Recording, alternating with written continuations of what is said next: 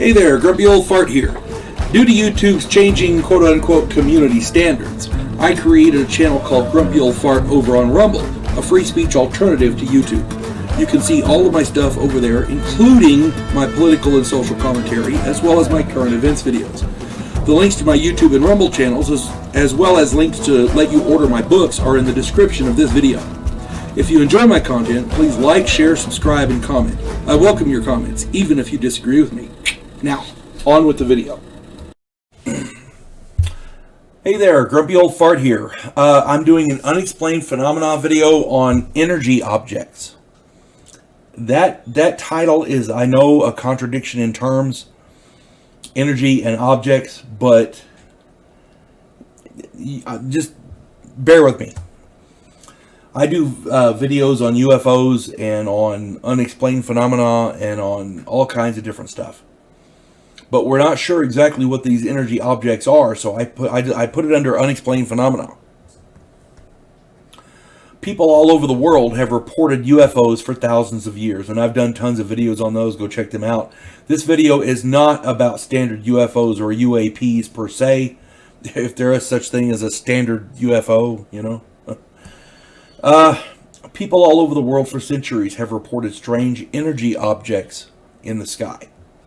These objects do not have a shape per se, but rather shift, mutate, and change form in seemingly random ways. They appear to be comprised of pure energy. These energy objects seem to be drawn to remote mountains and volcanoes. They are rarely seen near occupied areas like towns or cities. When I first read this, I thought, well, it's just a weird kind of UFO. But then the more research that I did, honestly, I don't know what they are.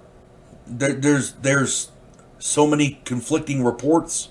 So what I try to do is consolidate them down and get the stuff that we know. These energy objects vary in size from that of a basketball to that of a football stadium, or even bigger. They come in all colors and even change colors. They have no standard shape, but have been seen to become orbs for a period of time. They do not obey the laws of physics, nor the laws of aerodynamics. Strange winds do not affect them either. Strong winds, do not affect them either. Can't read my own writing. They are not holograms or illusions or mirages because they have been observed to interact with aircraft and birds and have been seen to affect trees and clouds. So they are real, tangible objects, just made of energy. In Africa, a couple caught video footage of one of these energy objects over a mountain, and the footage was unreal. You can see it on YouTube for free.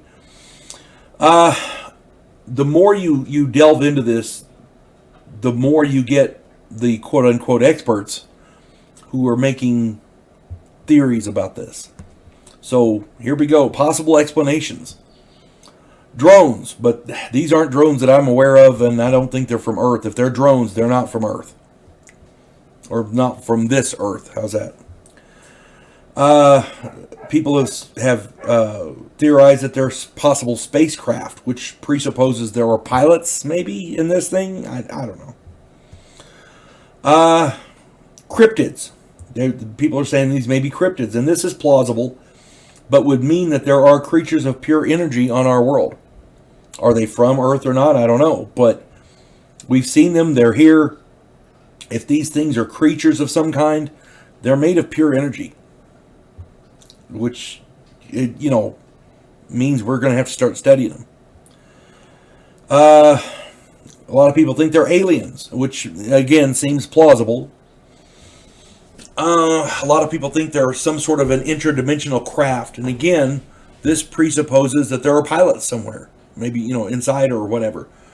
If that's the case, then they were being visited by interdimensional creatures, beings of some kind. Don't ask me, I don't know.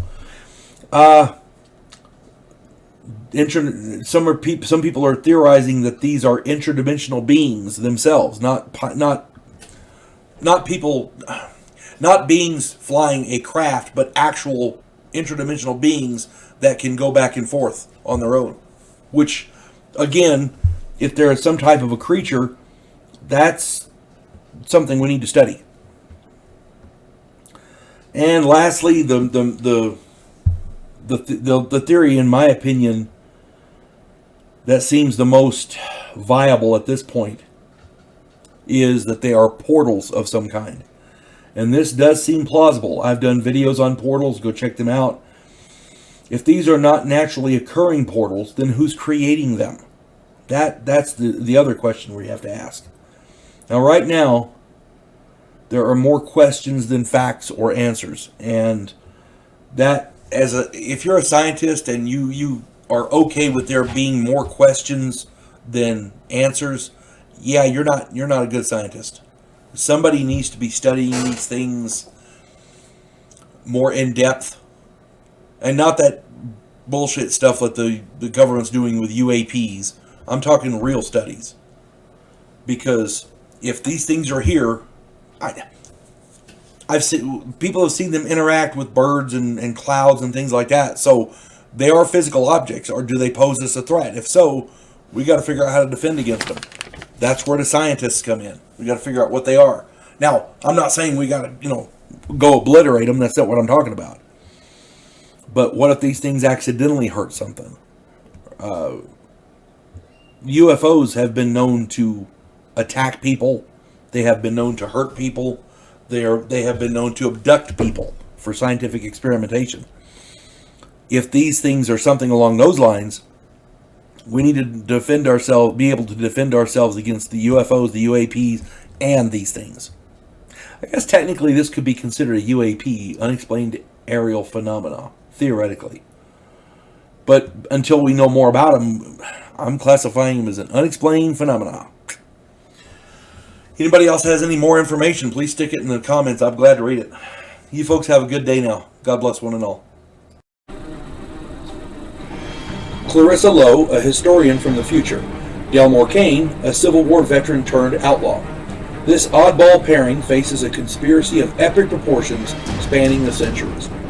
If you like action and adventure westerns with a splash of science fiction and fantasy, check out my book series Drifters and their ongoing adventures.